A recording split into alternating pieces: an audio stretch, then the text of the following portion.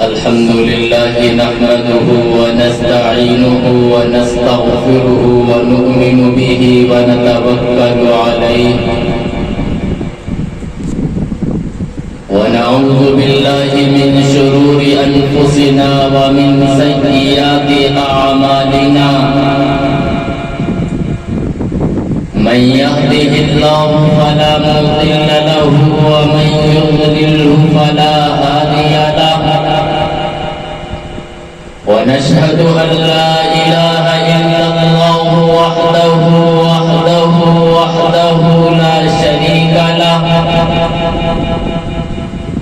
لا شريك له ولا نظير له ولا وزير له ولا مشير له ولا معين له ولا مثل له ولا مثال له إياك نعبد وإياك نستعين اهدنا الصراط المستقيم صراط الذين أنعمت عليهم غير المغضوب عليهم ولا الضالين ثم نشهد أن سيدنا وحبيبنا وشفيعنا وإمامنا ونبينا وسندنا ومولانا محمدا عبده ورسوله صلى الله عليه وسلم المبعوث إلى كافة للناس بشيرا ونذيرا وداعيا إلى الله بإذنه وسراجا منيرا صلى الله تعالى على خير خلقه محمد وعلى آله وأصحابه وأزواجه وأولاده وبارك وسلم تسليما كثيرا أما بعد فقد قال الله تبارك وتعالى في القرآن المجيد والفرقان الحميد أعوذ بالله السميع العليم من الشيطان الرجيم بسم الله الرحمن الرحيم قال رب اشرح لي صدري ويسر لي أمري واحلل عقدة من لساني يفقه قولي وقال الله عز وجل في مقام آخر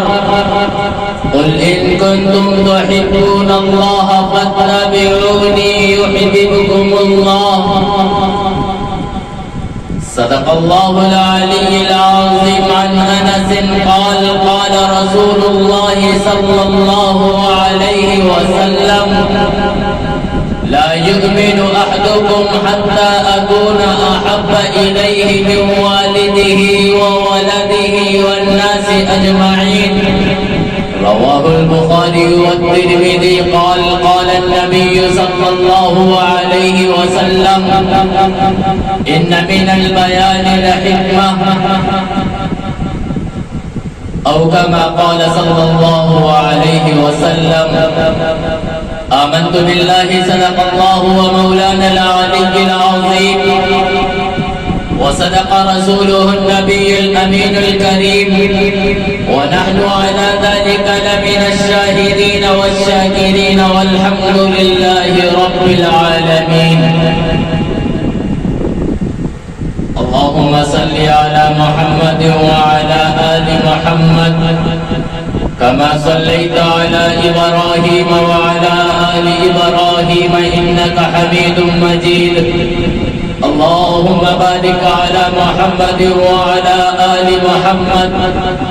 كما باركت على إبراهيم وعلى آل إبراهيم إنك حميد مجيد صلى الله عليه وسلم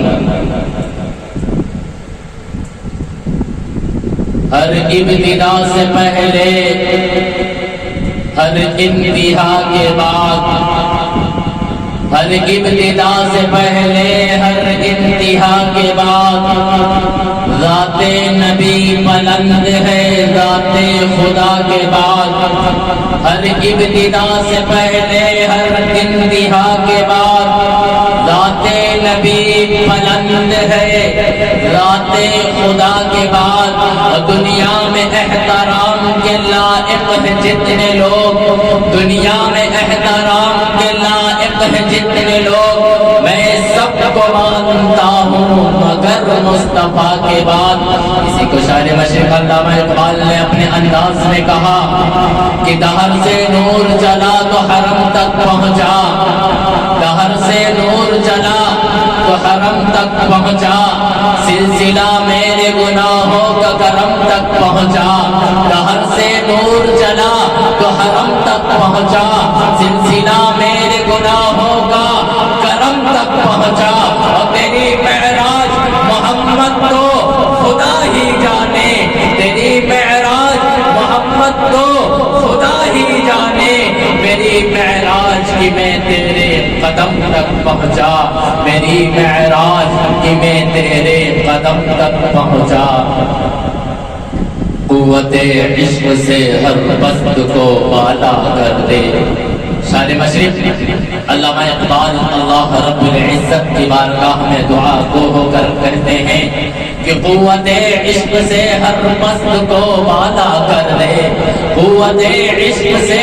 ہر پست کو بالا کر دے قہر میں اسم محمد سے اجالا کر دے. معزز مکرم حاضرین ممبر رسول پر رونق افروز حضرات علماء کرام و اساتذہ اعظام باہر سے آئے ہوئے مہمانان اعظام اور ہمارے عزیز نوجوان دوستوں اور ساتھیوں پردہ نشین پیاری ماؤں بہنوں میں نے آپ حضرات کے سامنے قرآن المقدس کی ایک آیت کریمہ تلاوت کی تو دوسری طرف آقا نامدار تاجدار مدینہ احمد مجتبیٰ کالی کملی والے محمد الرسول اللہ صلی اللہ علیہ وسلم کے فرامین میں سے ایک فرمان مبارک تلاوت کیا. اللہ رب العزت سے دعا ہے اسی رب کائنات کی بارگاہ اقدس میں دعا گو ہو کر کہا کرتا ہوں جس کے بارے میں کبھی کو جد امجد حضور مناظر اہل سنت حضرت علامہ امام علی دانش نور اللہ مرقد نے کہا تھا اللہ رب العزت ان کی قبر پر لاکھوں کروڑوں رحمتیں نازل کرے. حضور مناظر اہل سنت نے کہا کہ چلو آؤ مانگے اسی سے دعائیں چلو آؤ مانگے اسی سے دعائیں جو سنتا ہے بندوں کی ہر دم صدائیں جو سنتا ہے بندوں کی ہر دم صدائیں. اللہ رب العزت سے دعا ہے کہ اللہ رب العزت آج مجھ کو یعنی اس دانشی کو اس منبر رسول پر بیٹھ کر کچھ دیر حق و سچ کہنے کی توفیق عطا فرمائے. آپ سب حضرات کو حق و سچ سننے کی توفیق عطا فرمائے سن کر سمجھنے کی توفیق عطا فرمائے اور سمجھ کر اس پر عمل پیرا ہونے کی بھی توفیق عطا فرمائے. میرے دوستو اللہ رب العزت نے اپنے بندوں کی ہدایت کے لیے اپنے بندوں کو صحیح راستہ بتانے کے لیے ان کو سیدھا راستہ دکھانے کے لیے جہنم سے آزاد کر کے جنت میں لے جانے کے لیے سیدنا حضرت آدم علیہ السلام سے لے کر ہم سب کے آقا آقائے دو جہاں سرکار دو عالم رحمت عالم صلی اللہ علیہ وسلم تک اللہ نے بے شمار رسولوں کو بھیجا بے شمار نبیوں کو بھیجا. اللہ نے نسل انسانیت کو مخاطب کر کے کہا کہ اے لوگوں اے ہمارے بندو میں تمہارے درمیان میں ایک نبی بھیج رہا ہوں، ایک رسول بھیج رہا ہوں، تمہارے اوپر لازم و واجب ہے کہ تم اس نبی کی بات کو مان لو، نبی کی شریعت کو مان لو، نبی کے احکام کو مان لو۔ پھر اللہ رب العزت نے دو اصول بنائے اور اللہ نے وہ دو اصول ایسے طے کیے کہ جن اصولوں کے اندر نہ کوئی کمی ہو سکتی ہے، نہ کسی طرح کی زیادتی ہو سکتی ہے۔ اللہ نے وہ دونوں اصول اس طریقے سے بنائے۔ اللہ نے پہلا اصول بنا دیا کہ میں تمہارے درمیان میں نبی بھیجوں گا، وہ تبلیغ کرے گا، تمہیں سیدھی راستہ دکھائے گا، وہ تمہیں صحیح راستہ بتائے گا، جہنم سے آزاد کرے گا، تمہیں جنت تک لے جانے والا بنائے گا۔ اگر تمہارے اوپر لازم ہے کہ تم اس کی بات مان لو، اللہ نے کہا اگر تم وقت کے نبی کی بات کو مان لیتے ہو، اگر تم وقت کے نبی کے احکام کو تسلیم کر لیتے ہو، اگر وقت کے نبی کی بات کو ایکسپٹ کر لیتے ہو تو میں تمہیں دنیا کے اندر بھی عزت دے دوں گا اور آخرت کے اندر بھی تمہیں عزت دے دوں گا۔ اللہ نے دوسرا اصول اس طرح سے بنایا اگر تم وقت کے نبی کی بات کو نہیں مانو گے، اگر تم وقت کے نبی کی بات کو ٹھکرا دو گے تو میں اللہ یعنی دنیا کے اندر بھی تمہیں ہلاک و برباد کر دوں گا اور آخرت کے اندر بھی اللہ تمہیں ہلاک و برباد کر دے گا۔ چنانچہ اللہ نے یہ اصول بنا دیے۔ اللہ نے یوں نہیں کہ یہ اصول بنائے ہو اور پھر نظر انداز کر دیا ہو، اللہ نے یہ اصول بنایا اور اللہ نے ٹھیک انہی اصولوں کے مطابق انسان کو اجر بھی دیا، انہیں اجر بھی دیا۔ اور میرے دوستو پہلے کی امتوں کو اٹھا کر دیکھ لو، سیدنا حضرت نوح علیہ السلام کو اللہ نے اس دھرتی کے اوپر بھیجا۔ اللہ نے کہا کہ تمہارے درمیان میں ایک نبی آ رہا ہے۔ چنانچہ سیدنا حضرت نوح علیہ السلام آئے، لوگوں کے درمیان میں تبلیغ کرنا شروع کر دی، لوگوں کو صحیح راستہ بتانا شروع کر دیا، لوگوں کو جہنم سے آزاد کر کے جنت تک لے جانے کی تیاری میں لگ گئے۔ اللہ کے نبی یعنی سیدنا حضرت نوح علیہ السلام نے اپنی قوم کو مخاطب کر کے کہا کہ قولوا لا الہ الا اللہ، کہ اے لوگوں تم لا الہ الا اللہ پڑھ لو، کامیاب ہو جاؤ گے، کامران ہو جاؤ گے۔ اللہ نے وعدہ کیا ہے اگر تم قولوا لا الہ الا اللہ پڑھ لو گے، وقت کے نبی کی بات کو مان لو گے تو میں تمہیں دنیا کے اندر بھی عزت دے دوں گا۔ اگر وقت کے نبی کی بات کو نہیں مانو گے تو میں تمہیں آخرت کے اندر بھی برباد کر دوں گا۔ نہیں میرے دوستو، سیدنا حضرت نوح علیہ السلام جب تبلیغ کرتے ہیں، لوگوں کے درمیان میں ان کو سمجھاتے ہیں تو لوگ ان کی بات کو سننا تو درکنار۔ جب سیدنا حضرت نوح علیہ السلام قوم کو سمجھاتے ہیں تو لوگ اپنے کانوں کے اندر انگلی ڈال لیتے ہیں، بہت سارے لوگ اپنے کانوں کے اندر کپڑا لگا لیتے ہیں۔ اللہ کے نبی سیدنا حضرت نوح علیہ السلام اپنے قوم کو بلاتے ہیں لیکن قوم نے بات کو نہیں مانا، قوم نے بات کو نہیں مانا۔ مسلمانوں، اللہ کے نبی سیدنا حضرت نوح علیہ السلام نے ایک دن تبلیغ نہیں کی، 2 دن تبلیغ نہیں کی، 3 دن تبلیغ نہیں کی، 1 مہینہ تبلیغ نہیں کی، 2 مہینے تبلیغ نہیں کی، 1 برس تبلیغ نہیں کی۔ آؤ کتابیں اٹھا کر دیکھ لو، سیدنا حضرت نوح علیہ السلام نے 950 برس تک کا اپنی قوم کو سمجھایا ہے، انہیں صحیح راستے پہ لانے کی جد و جہد کی ہے، لیکن وہ قوم سیدنا حضرت نوح علیہ السلام کی بات کو ماننے کے لیے تیار نہیں۔ اللہ کے نبی سیدنا حضرت نوح علیہ السلام جب بہت پریشان ہو گئے، بہت عاجز ہو گئے، اللہ کی بارگاہ میں سیدنا حضرت نوح علیہ السلام نے اپنے ہاتھوں کو اٹھا کر کہا کہ اے اللہ، میں نے اپنی قوم کو رات میں بھی سمجھایا، میں نے اپنی قوم کو دن میں بھی سمجھایا، مولا میں ایک شخص کے پاس گیا ہوں، ایک دروازے کی کھٹی کٹکھٹا کے میں نے ان کو بلایا ہے، لیکن یہ قوم ماننے والی نہیں ہے، مولا یہ قوم ماننے والی نہیں، میں پریشان ہو چکا ہوں، میں عاجز ہو چکا ہوں۔ یہ دعا کرنی تھی سیدنا حضرت نوح علیہ السلام کی، یہ دعا آسمان کو چیرتے ہوئے اللہ رب العزت کی بارگاہ کے اندر یہ دعا پہنچتی ہے۔ ادھر سے اللہ کہتا ہے کہ اے نوح تو پھر آگے کیا کرنا چاہیے؟ اللہ کے نبی سیدنا حضرت نوح علیہ السلام نے کہا کہ اے اللہ اب میں بہت مغلوب ہو چکا ہوں، میں بہت پریشان ہو چکا ہوں، میں بہت عاجز ہو چکا ہوں، مولا اب ان کے اوپر عذاب بھیج دیجیے۔ اللہ نے کہا کہ اچھا ان کو ہلاک کر دیا جائے۔ سیدنا حضرت نوح علیہ السلام نے کہا کہ مولا ہاں ان کو ہلاک کر دیجئے، ان کے اوپر عذاب ڈال دیجئے۔ اللہ نے سیدنا حضرت نوح علیہ السلام سے کہا کہ جاؤ اور عذاب کی تیاری کرو جاؤ۔ چنانچہ اللہ رب العزت کے لاڈلے نبی سیدنا حضرت نوح علیہ السلام سے اللہ نے کہا کہ جاؤ عذاب کی تیاری کرو جا کے، ایک کشتی بناؤ جا کے۔ چنانچہ سیدنا حضرت نوح علیہ السلام نے کشتی بنانا شروع کر دی۔ کشتی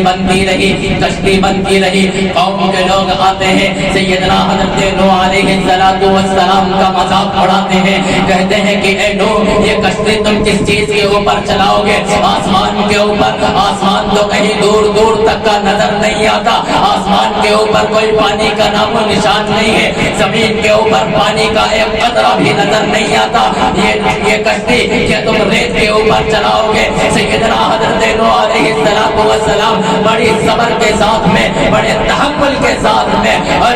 اپنی قوم کے تانے کو سنتے ہیں، لیکن سیدنا حضرت نوح علیہ السلام ان کو پلٹ کے ایک جواب بھی نہیں دیتے ہیں۔ ادھر سے اللہ بھی دیکھ رہا ہے کہ میرے قوم کو تانے سنائے جا رہے ہیں، میری قوم کو میرے نبی کو تانے سنائے جا رہے ہیں، یہ قوم میرے نبی کو پریشان کر رہی ہے، ان کو تکلیف دے رہی ہے، ان کو ان کے اوپر طرح کے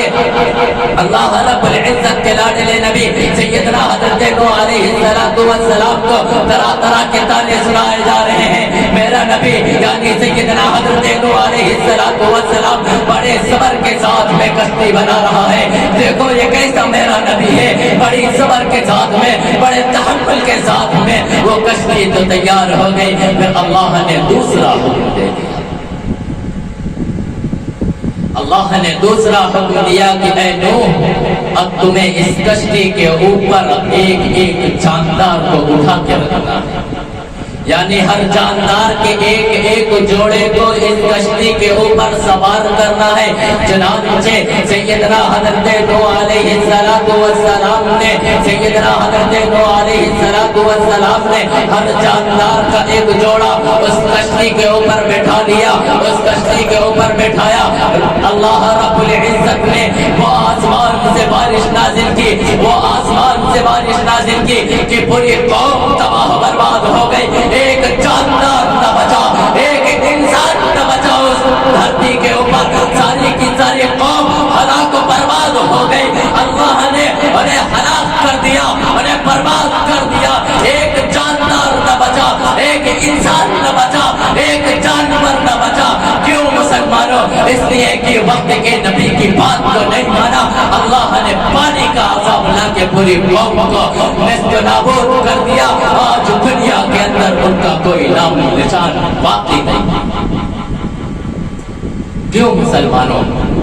اللہ نے ان کے اوپر کیوں عذاب بھیجا؟ اللہ نے انہیں کیوں ہلاک کر دیا؟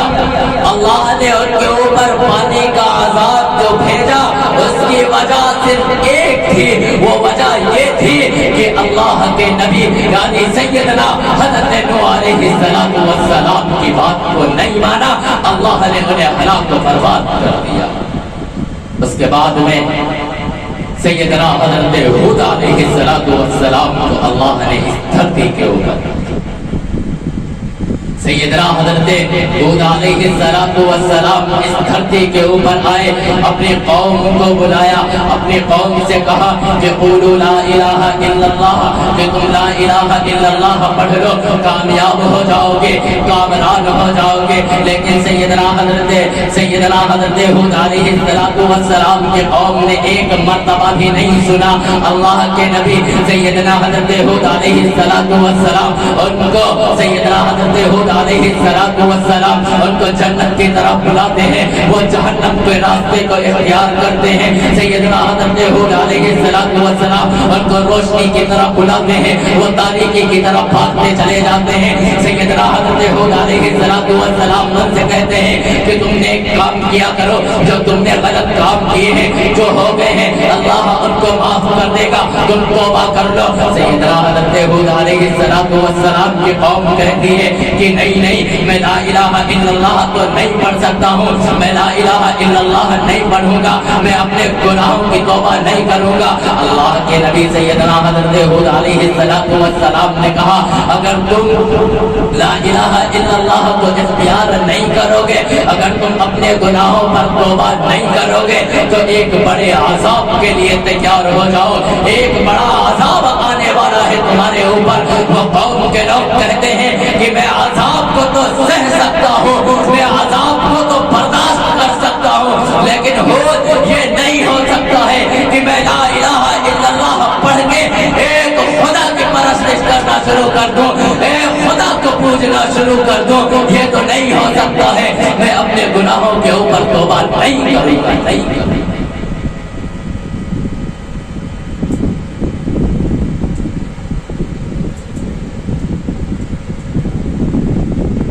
چنانچہ اللہ کے نبی سیدنا حضرت ہود علیہ السلام نے بہت سمجھایا لیکن وہ قوم ماننے کے لیے تیار نہیں ہوئی۔ اللہ نے ان کے اوپر عذاب ڈالا۔ سیدنا حضرت ہود علیہ السلام کی قوم کے اوپر قحط سالی کا عذاب اللہ نے ڈالا، اور ایسا عذاب آیا کہ اناج کا ایک دانہ بھی ان کے گھروں کے اندر باقی نہ رہا۔ ساری قوم بھوک کی وجہ سے تڑپنے لگی، ساری قوم پیاس کی وجہ سے تڑپنے لگی۔ پھر حضرت ہود علیہ السلام کے پاس قوم آتی ہے اور کہتی ہے کہ اے ہود، تم اپنے اللہ سے کہو کہ آسمان سے بارش کرے اور زمین کے اوپر گرے گی، زمین سے غلہ اٹھے گا، زمین سے غلہ اگے گا، ہمارے گھروں کے اندر اناج ہو جائے گا، میں سیراب ہو جاؤں گا۔ جب میں سیراب ہو جاؤں گا، اللہ کے نبی سیدنا حضرت ہود علیہ السلام نے کہا کہ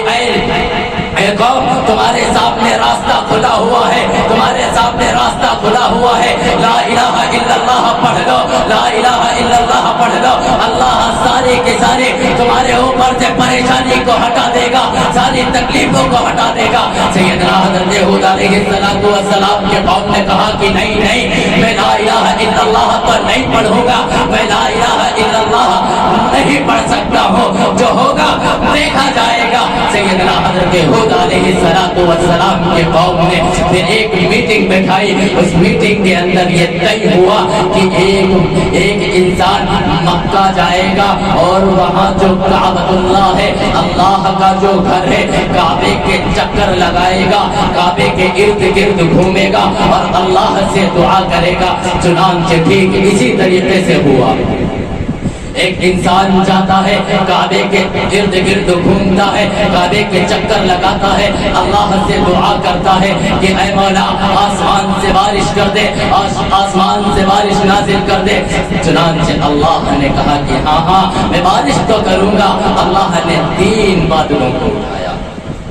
اللہ نے 3 بادلوں کو اٹھایا اور کہا کہ میں تمہارے اختیار میں دیتا ہوں، جس بادل کو تم سوگار کرو گے، جس بادل کو تم تسلیم کرو گے، میں وہی بادل تمہارے اوپر بھیج دوں گا۔ اللہ نے پہلا بادل سفید اٹھایا۔ سیدنا حضرت ہود علیہ السلام کی قوم نے کہا یہ تو سفید بادل ہے، اس کے اندر بارش تو ہوتی نہیں ہے، چنانچہ مجھے یہ بادل نہیں چاہیے۔ اللہ نے کہا اچھا، پھر اللہ نے دوسرا بادل اٹھایا، اللہ نے دوسرا بادل سرخ کلر کا اٹھایا، لال کلر کا اٹھایا۔ تو قوم والوں نے کہا کہ اس کے اندر پانی نہیں ہوتا ہے، اس کے اندر صرف ہوا آتی ہے، ہوا چلے گی بادل چلا جائے گا، چنانچہ اس کے اندر بارش نہیں ہوتی ہے، ہمارا مسئلہ حل نہیں ہو سکتا۔ اس کے بعد میں اللہ نے تیسرا بادل اٹھایا، اللہ نے تیسرا بادل کالا کلر کا اٹھایا۔ کالا کلر کا جو بادل اٹھا تو ساری قوم نے کہا کہ ہاں یہ بادل صحیح ہے، ہاں یہ بادل صحیح ہے، اس کے اندر بارش ہوگی۔ اللہ نے کہا کہ جاؤ تمہاری عذاب کی تیاری ہو۔ چنانچہ وہ قوم کے لوگ ابھی اپنے گھر کی واپسی کے لیے لوٹے ہی تھے، وہ قوم اپنے گھر تک، اس قوم کے لوگ اپنے گھروں کے اندر ابھی آ بھی نہیں پائے تھے۔ اللہ نے آسمان سے بارش نہیں بلکہ اللہ نے آسمان سے پتھر کو نازل کر دیا، پتھر کو برسا دیا، اور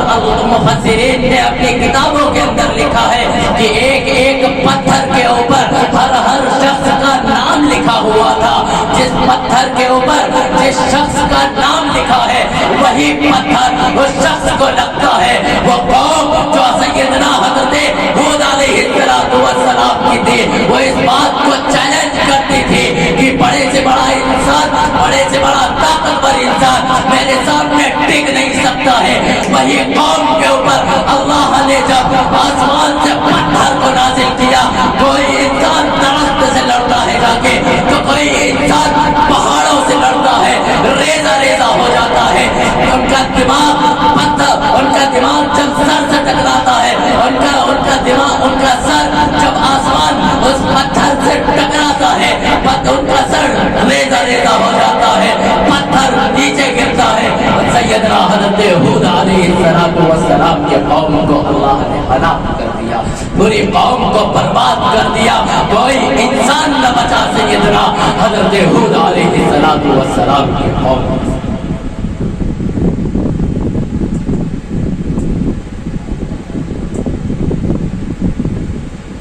اس کے بعد میں سب سے آخر میں ہم سب کے آقا، آقائے دو جہاں، سرکار دو عالم، رحمت عالم صلی اللہ علیہ وسلم کو اللہ نے سرزمین مکہ کے اوپر بھیج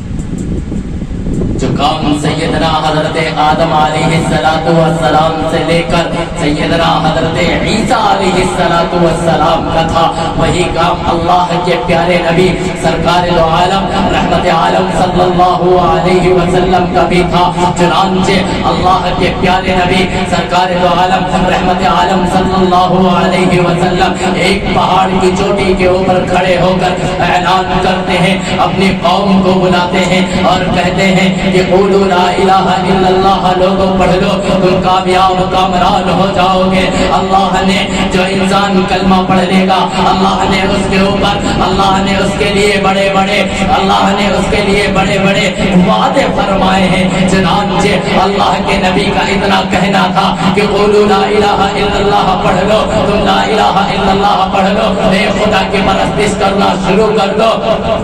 قوم والوں نے آقا علیہ السلام کو مارنا شروع کر دیا۔ اللہ کے پیارے نبی سرکار دو عالم رحمت عالم صلی اللہ علیہ وسلم کو اتنا مارا، اتنا مارا، اتنا مارا، اتنا مارا کہ سارا کا سارا بدن اللہ کے نبی کا خون کے اندر تربتر ہو گیا۔ لیکن اللہ کے پیارے نبی نے سرکار دو عالم رحمت عالم صلی اللہ علیہ وسلم نے اس کے باوجود اپنی قوم کو بلایا۔ اللہ کے نبی کی یہی ایک فکر تھی، یہی کوشش تھی کہ میرا کوئی امتی، میرا کوئی امتی جہنم میں نہ چلا جائے۔ ایک ایک ایک اپنی قوم کی ایک ایک فرد کی اللہ کے نبی نے ذمہ داری دی کہ میرا کوئی امتی ایسا نہ ہو، ایسا نہ ہو کہ میرا کوئی امتی، میرا کوئی امتی جہنم کے اندر چلا جائے۔ بہت تکلیفیں میرے نبی کو اس راستے کے اندر دی گئی۔ خود اللہ کے نبی سرکار دو عالم رحمت عالم صلی اللہ علیہ وسلم کہتے ہیں کہ سیدنا حضرت آدم علیہ السلام سے لے کر سیدنا حضرت عیسیٰ علیہ السلام تک جتنے نبی آئے ہیں اللہ کے راستے میں انہیں اتنی تکلیف نہیں دی گئی جتنی تکلیف مجھ یعنی محمد الرسول اللہ کو دی گئی ہے۔ اٹھاؤ وہ طائف کا منظر جب اللہ کے پیارے نبی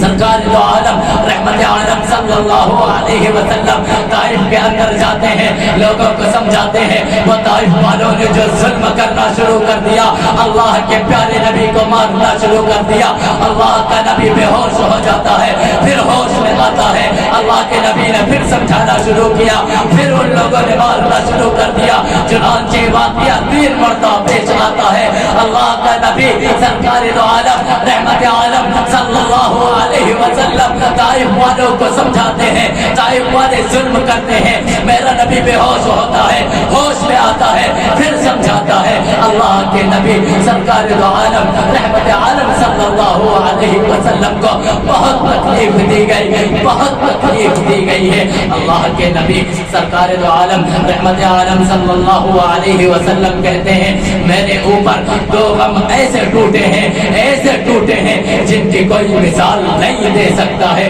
پہلا غم جو ٹوٹا تھا وہ سیدنا حضرت حمزہ رضی اللہ تعالی عنہ جو آپ علیہ السلام کے حقیقی چچا ہیں، سب سے لاڈلے، سب سے چہیتے، سب سے چہیتے چچا ہیں۔ اللہ کے پیارے نبی سرکار دو عالم رحمت عالم صلی اللہ علیہ وسلم کے چچا کو جب جنگ کے اندر قتل کر دیا جاتا ہے، اللہ کے نبی کو اتنا غم ہوا، اتنا غم ہوا کہ میرا نبی ہچکیاں رو رو کر، ہچکیاں لے لے کر رونے لگا۔ وہاں پر سیدنا حضرت ابو بکر بھی موجود ہے، سیدنا حضرت عثمان غنی بھی موجود ہیں، سیدنا حضرت عمر بھی موجود ہیں، سیدنا حضرت علی مرتضی بھی موجود ہیں۔ سیدنا حضرت علی مرتضی کہتے ہیں جب میں نے اپنے رسول کا یہ حال دیکھا، جب میں نے اپنے نبی کا یہ حال دیکھا تو میرے آنکھوں سے بھی آنسو جاری ہو گئے، سیدنا حضرت ابو بکر کی آنکھوں سے بھی آنسو جاری ہو گئے، اور جتنے دیگر صحابہ کرام تھے سارے کے سارے صحابہ اشکبار ہو گئے، رونے لگے، کیوں؟ اس لیے کہ میرے نبی کو سب سے بڑا جو زخم لگا تھا، سب سے بڑا جو صدمہ پہنچا تھا وہ سیدنا حضرت حمزہ رضی اللہ تعالیٰ عنہ کو جب شہید کیا گیا ہے تب لگا تھا۔ سیدنا حضرت حمزہ رضی اللہ تعالیٰ عنہ کے قاتل کا نام ہے وحشی۔ جب مکہ فتح ہو گیا تو اللہ کے نبی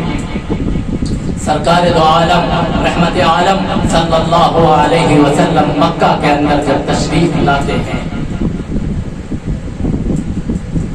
تو حضرت وحشی رضی اللہ تعالیٰ عنہ جو ابھی تک ایمان کے اندر داخل نہیں ہوئے ہیں، جنہوں نے ابھی اسلام کو قبول نہیں کیا ہے، اللہ کے نبی سرکار دو عالم رحمت عالم صلی اللہ علیہ وسلم کہتے ہیں کہ جاؤ میرا پیغام اس وحشی تک کا لے کر جاؤ اور اس سے کہنا کہ اسلم تسلم، ایمان لے آؤ، محفوظ ہو جاؤ گے، ایمان لے آؤ، امان مل جائے گی۔ اللہ کے نبی سرکار دو عالم رحمت عالم صلی اللہ علیہ وسلم کا قاصد حضرت وحشی کے پاس جاتا ہے، حضرت وحشی کے پاس جاتا ہے اور کہتا ہے کہ وحشی، اللہ کے پیارے نبی سرکار دو عالم رحمت عالم صلی اللہ علیہ وسلم نے تمہارے لیے ایک پیغام بھیجا ہے۔ اللہ کے نبی نے کہا ہے کہ اسلم تسلم، ایمان لے آؤ، محفوظ ہو جاؤ گے، ایمان لے آؤ تمہیں سلامتی مل جائے گی، ایمان لے آؤ گے محفوظ ہو جاؤ گے۔ حضرت وحشی، وہ وحشی کے اب نخرے دیکھو، وہ وحشی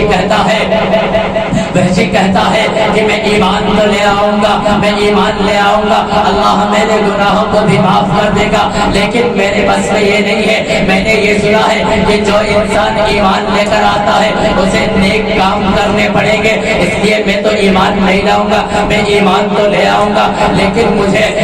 مجھے نیک کام کرنے، لیکن میں نیک کام نہیں کر پاؤں گا، اس لیے میں تو ایمان نہیں لاؤں گا۔ اللہ کے نبی کا وہ قاصد پھر اللہ کے پاس، اللہ کے پیارے نبی سرکار دو عالم رحمت عالم صلی اللہ علیہ وسلم کے پاس آتے ہیں اور کہتے ہیں کہ وحشی نے اسلام لانے کے لیے، ایمان لانے کے لیے انکار کر دیا۔ وہ کہتے ہیں کہ اللہ نے کہا ہے جو انسان ایمان لے آئے پھر اس کے اوپر یہ ضروری ہے کہ وہ نیک کام کرے، چنانچہ وہ نیک کام بھی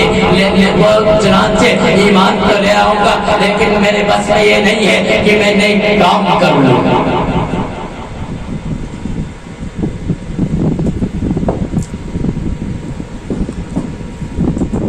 اللہ کے نبی سرکار دو عالم رحمت عالم صلی اللہ علیہ وسلم نے کہا کہ جاؤ اس وحشی کے پاس میرا دوسرا پیغام لے کر جاؤ۔ اور اس وحشی سے کہنا جا کے کہ تم ایمان لے آؤ گے اللہ تمہارے گناہوں کو معاف کر دے گا، نیک کام کرنے کی توفیق بھی دے دے گا۔ وہ وحشی کے پاس حضرت اللہ کے نبی سرکار دو عالم رحمت عالم صلی اللہ علیہ وسلم کا قاصد جاتا ہے، وحشی سے کہتا ہے کہ اللہ کے پیارے نبی نے تمہارے لیے دوسرا پیغام بھیجا ہے کہ تم ایمان لے آؤ، تمہارے گناہوں کو بھی معاف کر دیا جائے گا، اگر اللہ چاہے گا تو تمہارے گناہوں کو معاف کر دیا جائے گا۔ وہ وحشی کہتا ہے کہ اچھا میں ایمان لے آؤں اور تمہارا اللہ کہتا ہے تمہارا اللہ کہتا ہے اگر میں نے چاہا تو گناہوں کو معاف کروں گا، اگر میرے لیے تمہارے اللہ نے نہیں چاہا اس لیے میں تو ایمان لانے سے رہا، میں تو ایمان نہیں لاؤں گا۔ اللہ کے نبی نے کہا ہے اگر اللہ چاہے گا، اگر مجھے نہیں چاہا تو میرا پھر وہی سارا کا سارا معاملہ رہے گا، میں ایمان بھی لے آؤں اس کے باوجود مجھے جہنم کے اندر پھینک دیا جائے۔ اللہ کے نبی سرکار دو عالم رحمت عالم صلی اللہ علیہ وسلم کا وہ قاصد پھر نبی پاک علیہ السلام کے پاس آتے ہیں اور کہتے ہیں کہ اے اللہ کے پیارے نبی، وہ وحشی کہتا ہے کہ وہ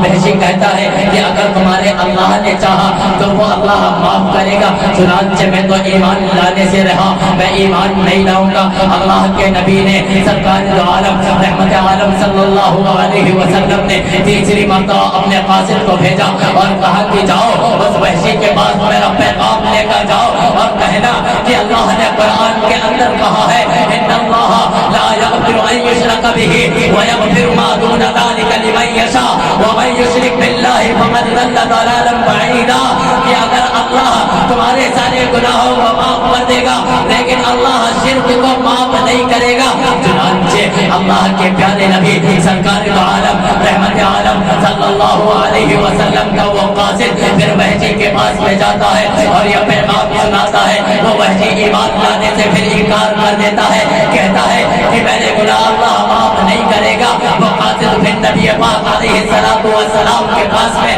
آتا ہے، اللہ کے پیارے نبی کو وحشی کی رودا سناتا ہے اور کہتے ہیں کہ میں ایمان نہیں لا سکتا۔ وحشی نے کہا ہے کہ میں ایمان نہیں لاؤں گا۔ اللہ کے پیارے نبی سرکار دو عالم رحمت عالم صلی اللہ علیہ وسلم کے جستجو کو دیکھو، اللہ کے نبی کی فکر کو دیکھو، اللہ کے نبی کی کوشش کو دیکھو۔ جو اللہ کے نبی کے سگے چچا کا قاتل ہے، اللہ کے نبی اس کے اوپر کیسی فکر میں لگے ہیں، وہ کیسے اللہ کے نبی چاہتے ہیں کہ میرا امتی، میرا کوئی بھی امتی جہنم میں نہ چلا جائے۔ اللہ کے پیارے نبی سرکار دو عالم رحمت عالم صلی اللہ علیہ وسلم کہتے ہیں کہ جاؤ چوتھی مرتبہ جاؤ اس وحشی کے پاس جاؤ اور کہنا اللہ قرآن کے اندر کہتا ہے کہ میں بہت بڑا غفور الرحیم ہوں۔ چنانچہ وہ قاصد وحشی کے پاس میں جاتا ہے اور کہتا ہے کہ اللہ کے نبی نے تمہارے لیے چوتھا پیغام بھیجا ہے اور کہا ہے کہ اللہ قرآن کے اندر کہتا ہے کہ میں بہت غفور الرحیم ہوں، میں معاف کر دوں گا۔ وہ وحشی کہتا ہے کہ ہاں یہ بات صحیح ہے، وہ وحشی کہتا ہے کہ ہاں یہ بات صحیح ہے، اب ایمان لے آؤں گا۔ اب دیکھو میرے دوستو، اللہ کے پیارے نبی سرکار دو عالم رحمت عالم صلی اللہ علیہ وسلم اس وحشی کے لیے کتنی مرتبہ اپنے قاصد کو بھیجتے ہیں، کیوں؟ اس لیے کہ اللہ کے نبی کی صرف ایک فکر تھی، ایک کوشش تھی کہ میرا امتی جہنم میں نہ چلا جائے۔ آج مسلمانوں کو دیکھو، میرے نبی کے حکم کو ٹھکرا گئے، میرے نبی کے لباس کو ٹھکرا دیا، میرے نبی کے چہرے کو ٹھکرا دیا۔ نہیں مسلمانوں، جس اللہ نے سیدنا حضرت نوح علیہ السلام کی قوم کے اوپر عذاب بھیجا تھا، جس اللہ نے سیدنا حضرت ہود علیہ السلام کی قوم کے اوپر عذاب بھیجا تھا، وہی اللہ آج بھی موجود ہے۔ اگر مسلمانوں تم نے نبی کی بات کو نہیں مانا، نبی کی سنتوں کو نہیں تسلیم کیا، نبی کے لباس کو نہیں اختیار کیا، نبی کے چہرے کو نہیں تسلیم کیا، نبی کی ایک ایک احکام کو اگر تم نے اپنی زندگی میں نہیں اتارا، رب کعبہ کی قسم، اللہ نے